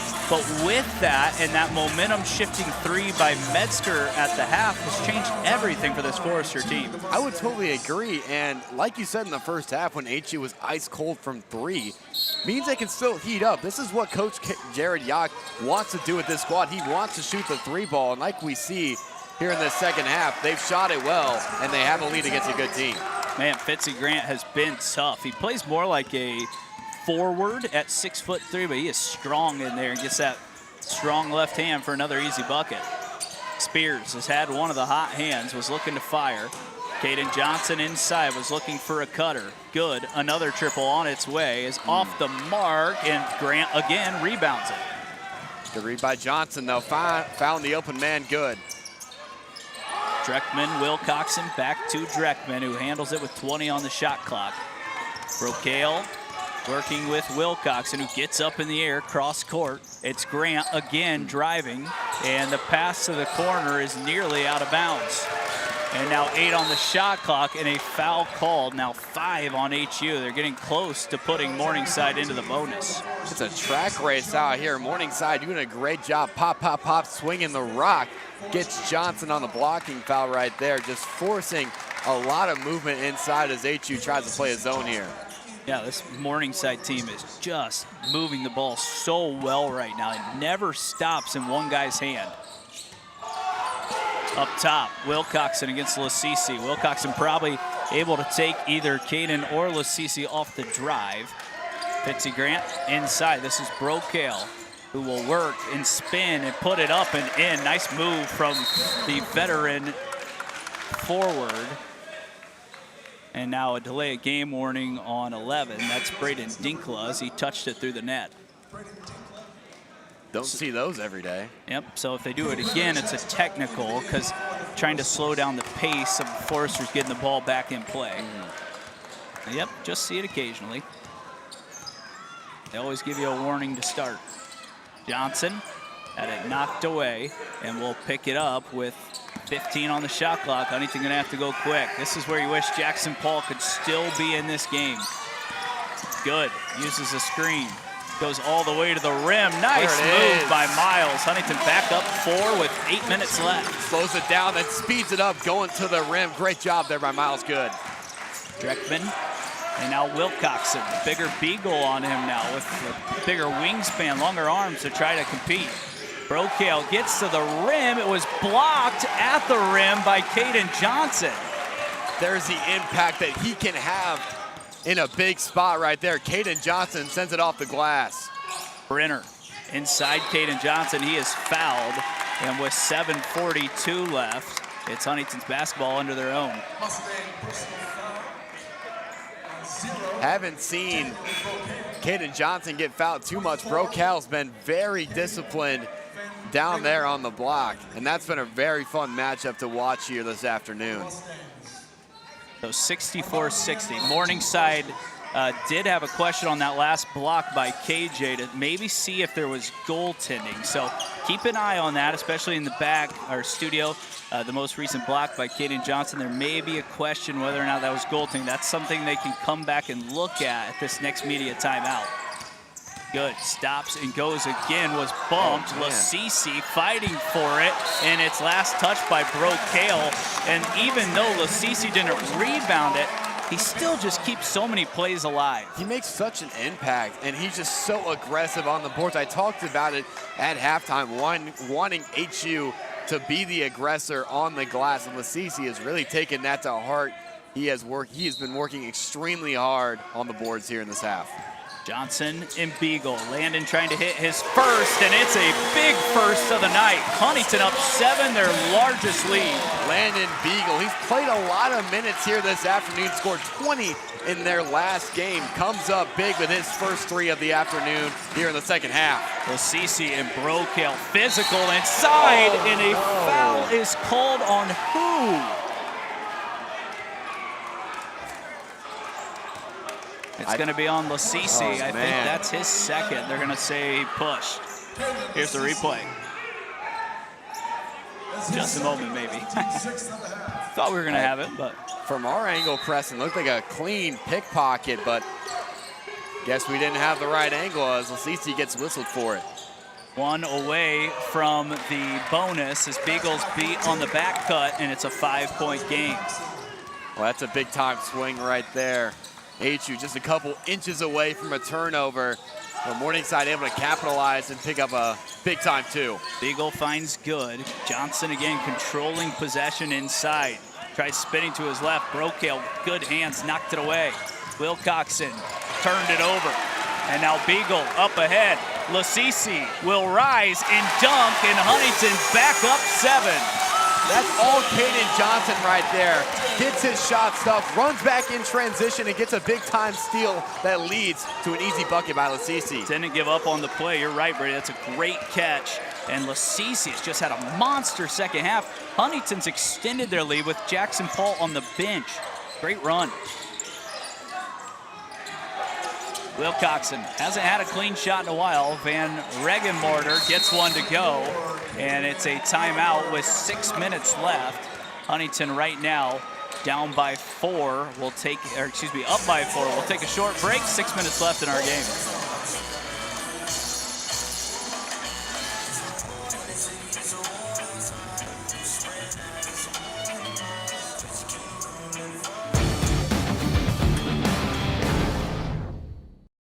Bippa State Bank is a cornerstone of the community. Our banking building blocks were assembled in 1911 and haven't differed much since then. We still stay true to our local roots, aiming to support, uplift, and celebrate the citizens and businesses of Huntington. As proud lenders to and patrons of our local businesses, we make our community an even more prosperous place. And when you support local banking, you play an important role in Huntington's success stories. No matter what financial products you may need, Your business is an invaluable opportunity for us to strengthen our relationship with Huntington, which we're fortunate enough to call home. Bippa State Bank is banking at its best. We believe in community banking.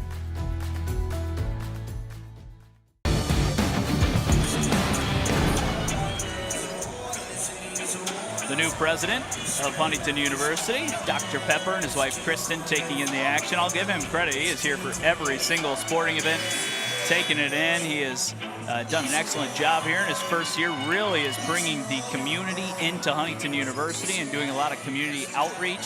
He's a big fan of FTN sports as well. He wants to continue to grow the undergrad number here at Huntington University, and he's doing a nice job in his first year in his tenure. 69-65, sorry, Brady. Beagle catches, fires another three. That's strong. Johnson with an O board and has a lane to the rim, and he scores with the right hand. I thought there for a second he was going to go reverse, two-hand slam it down, but counts just the same off the glass layup. Brokale threw it right out of bounds.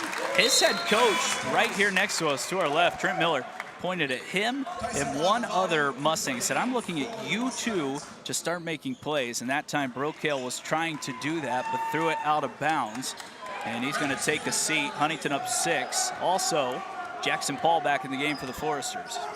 Yeah, he is in foul trouble. He got in foul trouble early. He has 3 on the board right now, but with 5 minutes, about 30 seconds left, hopefully he can stay out of foul trouble again. JP to Lasisi, a foul comes late, and I believe it's going to be a shooting foul. Great pass by Jackson to find Lasisi, and I think it went on 33. That was Advati down there. Again, that was one of those, the whistle comes after the shot was completed. I was just about to mention that, Preston. We talked about that in game 1, Briarcliff versus Grace. Yeah, whistle comes after we see the result of the shot as Lasisi. This is his first one from the charity stripe. That's his first free throw of the season. Trying to put Huntington up 7. It's not an excellent free throw shooter at his time at Rio Grande. One of his teammates actually from Rio Grande tuning in and watching here today. It's always nice to see those connections stay in touch as he does put the team up 7. Lasisi having his best day as a Forester. He's got 13 points. Wilcoxon pulls, it's short. Beagle, who's rebounding it well, grabs another one. That feels like a huge break right there. Wilcoxon then lights out, misses an open look. See if HU can convert right here. Huntington playing their style right now. This game looking like it's going to stick in the 70s, low 80s. Jackson Ball has had the offensive firepower as he shoots another mid-range jumper, and he just heated up after taking a break during the halftime. Gets the screen by Lasisi, and that's all he needs. Just a couple inches of room. He's been lights out from the mid-range, and he continues to be hot here coming off the bench. 5 minutes left in the second half. Dipsy Grant going to try to back down Spears once more. Grant spins to his left. He is so impressive in there. That's great defense by Spears right there. He keeps the hand up, doesn't foul. That's just one where you tip the cap and say, good D, better O. Grant off the bench, 7 points now. Beagle falling towards his bench, in and out. A rebound by Van Regenmorter, and then the Foresters foul him to put Morningside in the bonus. That's going to be Spears' 3rd personal. So right now, the starting 5 for HU all have 2 or more fouls. Shouldn't impact the game too much with about 4 minutes left to go, but HU definitely been fouling a good amount in this game. So it should be immediate timeout, and that's the discussion between the officials. And that will be the decision. 4:06 left. Huntington trying to hold on to a 7-point lead in Platte Arena.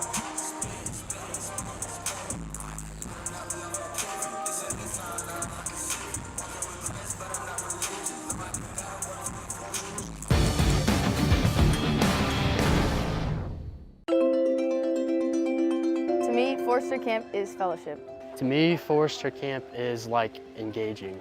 To me, Forester Camp was inspiring.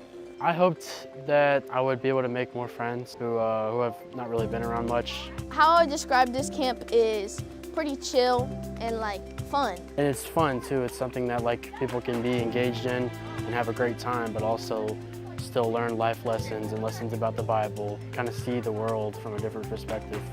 Fun every single day, and you meet a lot of new people. It's pretty judgment-free because everyone's all in the same boat.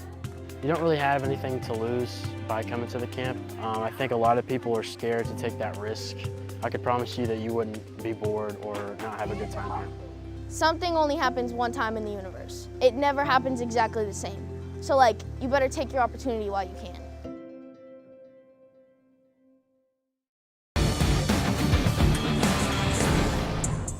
Kalen Lasisi, a couple of exclamation points tonight, having his best day as a Huntington Forester. 13 points, 5 rebounds, one of his highlights today. It is a 1-and-1 situation here for Morningside. The rest of the way, they'll be in the bonus, and Van Regenmorter, who's a great free throw shooter, misses that one. It's another rebound. Caden Johnson, who's stuffing the stat sheet again, Brady, on the night. He's got 8 points, 7 rebounds, 4 assists. It's been really fun to watch him here this season, scoring the ball, rebounding it defensively. He's been a standout player. Good inside. Kalen Lasisi working against the smaller Fitzy Grant. Spins, gets to the rim, left it short, and Grant another rebound. Grant and Lasisi have been going at it all afternoon. Really just a chess match between those two. Lasisi's been winning so far, but Grant answers right there on that possession. And now he was going right back at Grant. It's a foul on Lasisi, and it's a 1-and-1 once more. Here's the replay. Yeah. Got into the shoulder of Grant. It's a good whistle in my opinion. Grant, 60% coming into the game from the free throw line. Not many opportunities from there. He's 0 for 1 today. Huntington's got to continue to box out, and Grant puts it in. He's up to, let's see here, sorry, looking at the wrong player. 9 points, looking for double digits with the next one. Daniel Brocale checks back in for the Mustangs. And now Brocale checking back in. He only has 3 personal right now with 3 minutes 25 left. He is going to be an impact player to watch here down the stretch, last stretch of this game. Grant, a hometown player from Sioux City, is having a great afternoon here in Platt Arena. Off the bench, or excuse me, he did start for them, but really finding a way to be that extra scorer as Caden Johnson is fouled and has a chance for 3 at the line. Fantastic eyes there by Jackson Paul. You can see he rises up. He's off the ground, but finds Caden Johnson all alone, rolling to the basket, and he's able to finish through contact for a chance at the 3-point play. The crowd is loving it. Their Foresters up 7. Johnson at the free throw line has really worked on that. It's been a lot better this season at 64%. You will take that from Caden Johnson. 100%. HU big men have had a lot of trouble shooting the free throw shot. Caden Johnson making strides in this game to be a lot better. Grant, a rare 3 again. It's way off. Brocale, offensive rebound, spins in, and he traveled that time as Johnson stopped him right at the rim. I thought for a split second they were going to call that on Caden Johnson, but he got all ball. And all of a sudden, HU got a chance to go up by double figures on this possession. They can kind of feel it now. Less than 3 minutes left, an 8-point lead. Just keep running this offense. This time, Jackson takes his own shot. Missed it. Grant, another rebound. Boy, that would have been huge. Jackson Paul been money from there all night. Coast to coast, Fitzy just keeps getting it done as he scores his 11th and 10th point of the night. Huntington does not need to be in a hurry here. Just continue to run sets, get the ball inside to number 1. I would agree. JP swings it 2 miles, good. Beagle clearing some space, looking to throw it inside. Now he does. Here is number 1. Backdoor cut. Lasisi missed it. It looked like goaltending, and instead it's a foul.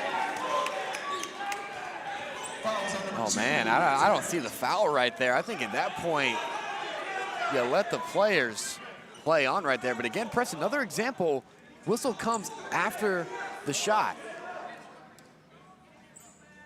So I think the officials are going to come and review for a potential goaltend.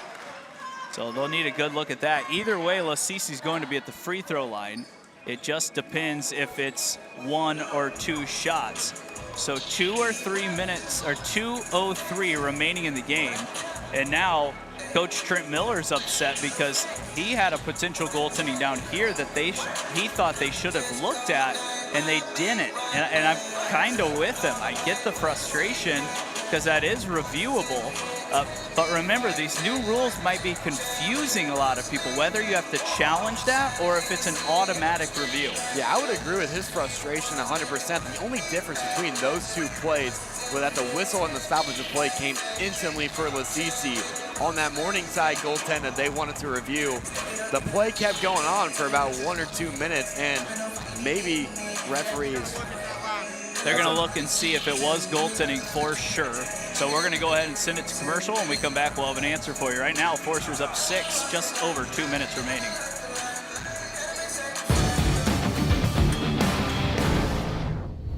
As the owner of JJ's, I invite you to visit one of our 7 BP convenience stores. And when you do, I expect you will experience hometown excellence in the cleanest and friendliest convenience stores in your community. Please also consider visiting JJ Java for the best cup of coffee in town, or JJ's Pit Stop for a quick, no appointment necessary professional oil change. Also, if you ever need a clean, efficient environment in which to do laundry, JJ's Washroom is ready to serve you.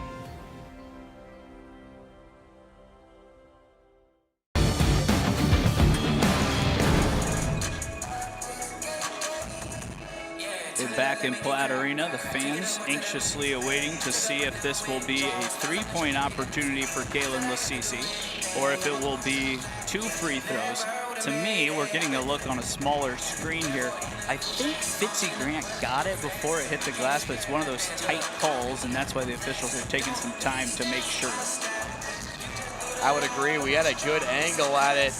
Appreciate our cameramen and women underneath the basket right there. From what we're looking at, looks pretty clean.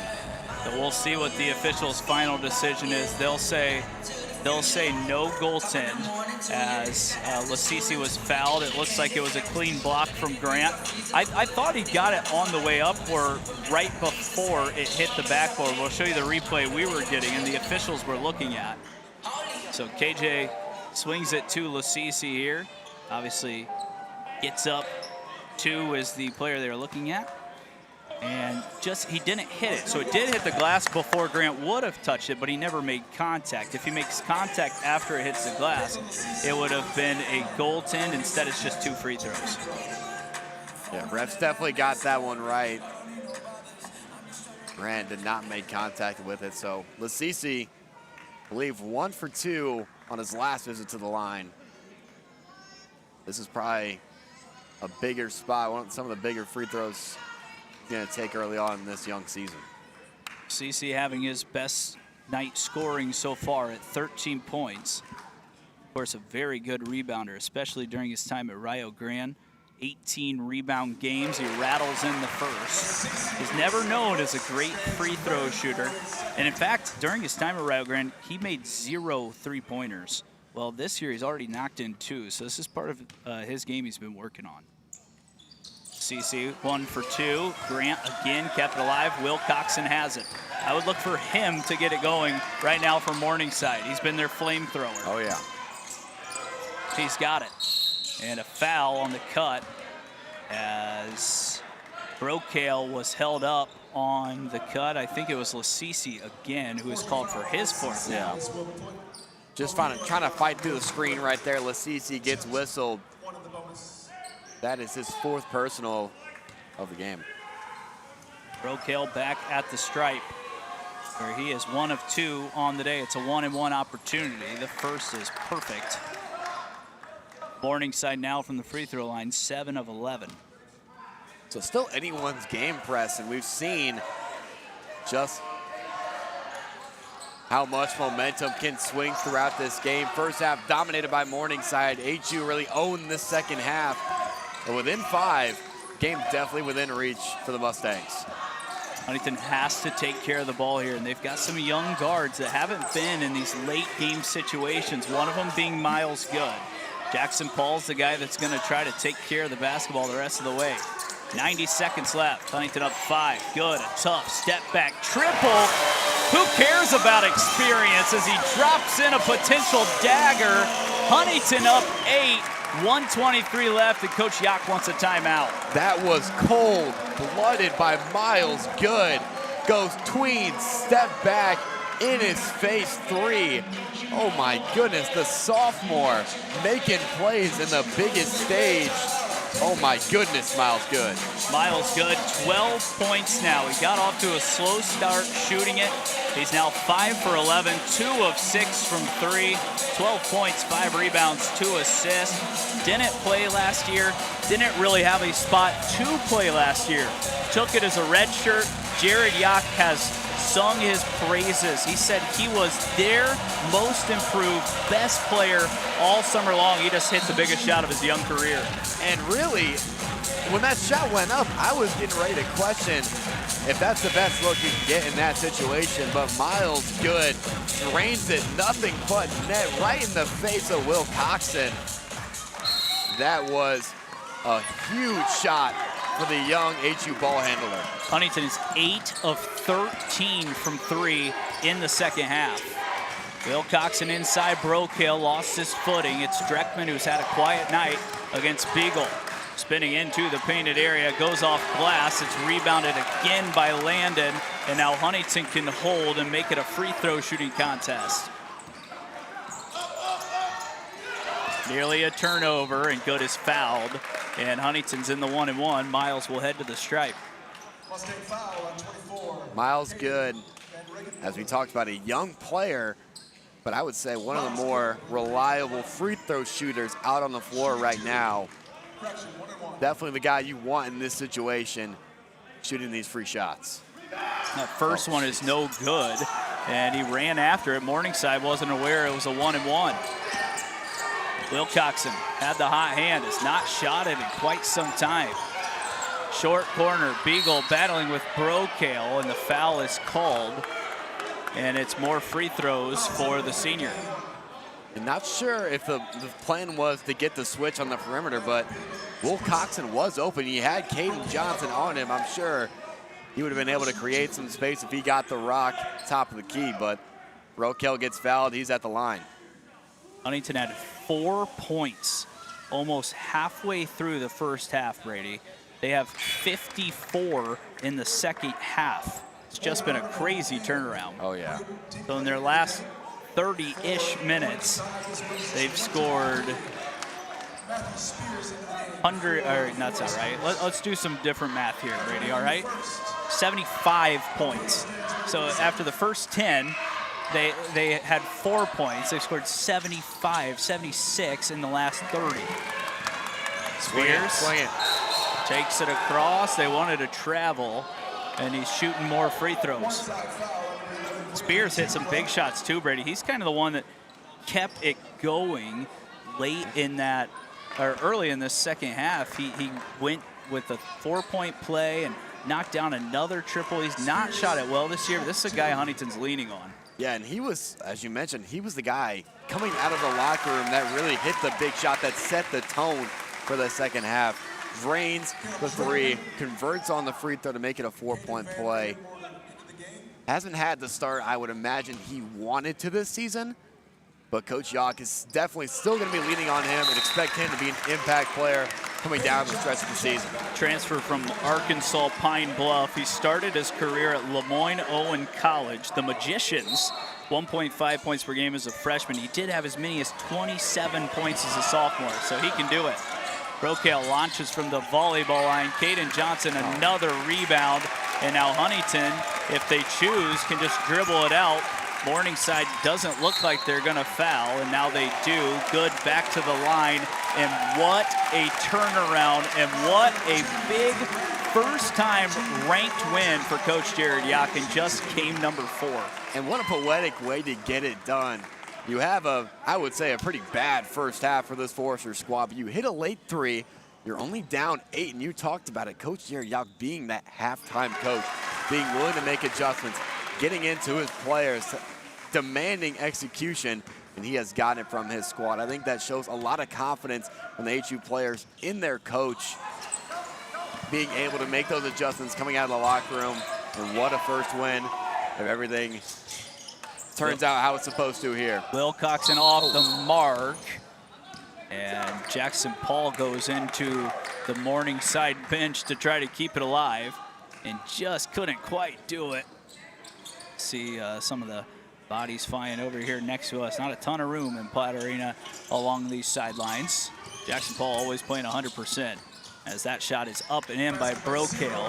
Huntington up 7, 13.4 left. Into JP, and a foul as Jackson was turning towards half court. It's more free throws, and JP has a chance to add on to already 20 points today. He has had a fantastic night and not even playing as many minutes as he's accustomed to. He got in some foul trouble early, had to sit the bench.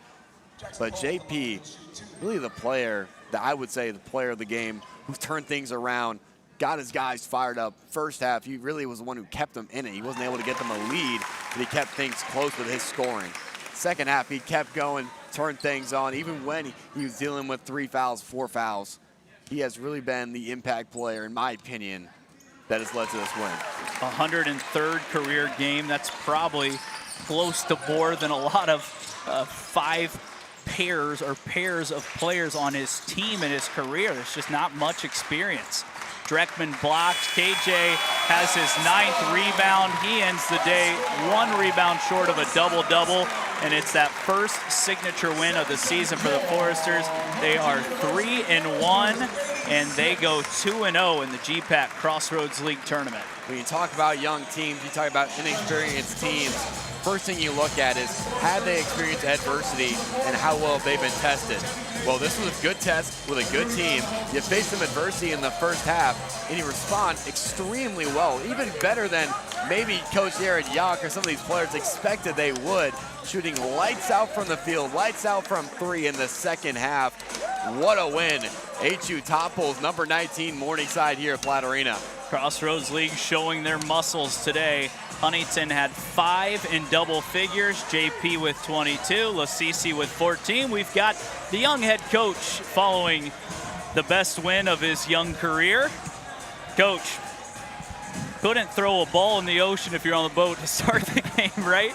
And you came out in the second half, you turned everything around. How much did that shot from Taden Metzger mean at the half? Man, that was big time. You know, we were 2 for 16 right from 3 after hitting 15 the other night. Yep. And that's just basketball sometimes, right? You miss some, and Taden hit that shot. We said at like the under 3 timeout or so, like, hey, guys, let's just get this thing under 10 going to half. Keep fighting, getting it under 10, and Taden hit that shot to cut it to 8 and just gave us new life and energy. And we talked about at halftime, our shooters are too good to be 3 for 17 at the half. So if we take good ones, we're going to make them, and that's what we did in the second half. Jackson Paul clearly has to take more responsibility scoring the basketball this season.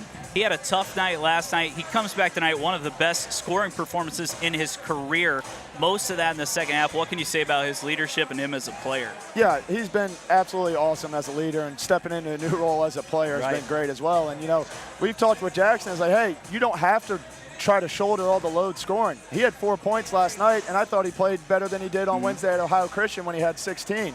And then tonight, he just had the opportunities. He picked his spots right, took really, really good shots, and was able to get it going. So he's a guy that can beat you in a lot of different ways. He's going to have nights like last night where he has 4 points and wins us the game with his playmaking ability, and nights like tonight where he goes for 22 and wins us the game with his scoring. You guys had 5 in double digits tonight. Caden Johnson just has grown so much. He's played against good bigs in practice the last few years, and Landon Jordan and Roman Bruvier.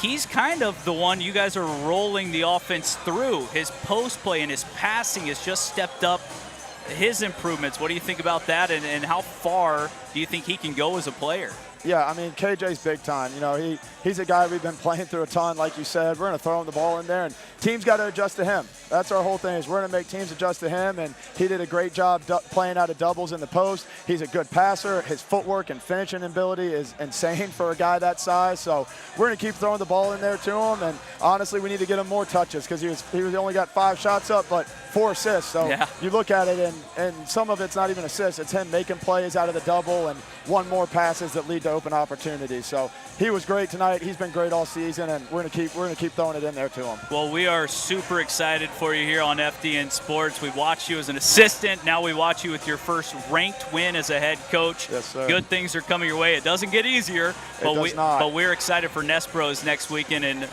truly congratulations for us and our crew. Thank you. Nespros are going to be awesome. Hopefully this place is rocking. Pikeville ranked team on Friday night, so it's going to be another fun one. All right, congrats, Joe. Thanks, guys. 2 good wins for Coach Yak as he stops in. 5 in double figures. They take down number 19 Morningside. It never looked like Huntington was going to win that game in the first 10 to 12 minutes, Brady. They turned it on. Their defense got better. They shot the lights out of it in the second half. And I think all of that is Coach Garrett Yak having confidence in his guys. You don't shoot very well from 3 in the first half, but having the confidence to stick with it, saying this is going to be the identity of our team. We're going to shoot the basketball from 3, and all of a sudden you catch fire, and all of a sudden you got a lead. And they managed well with that lead. They played well inside. They turned it on defense in the second half. That is a Forrester brand of basketball that we were used to seeing with Coach Corey Alford at the helm. Now Coach Jared Yak saying, hey, I'm here to continue this program, continue its tradition. He did a great job here tonight coaching his team to a win. Huntington shoots 8 of 13 from behind the arc to end the GPAC Crossroads League Challenge. Huntington, 2 important wins. They are 3-1. We will be right back in Platt Arena on FDN Sports. It'll be number, I believe at the time, 12, Pikeville and Huntington. That will be Friday night at 6. Huntington will turn around and play at 3 o'clock against Spartanburg Methodist. Thank you guys for tuning in from wherever you may be watching tonight. Thank you to our crew for an excellent day of basketball, a long day, and we will talk to you guys next time on FDN Sports. Go Foresters.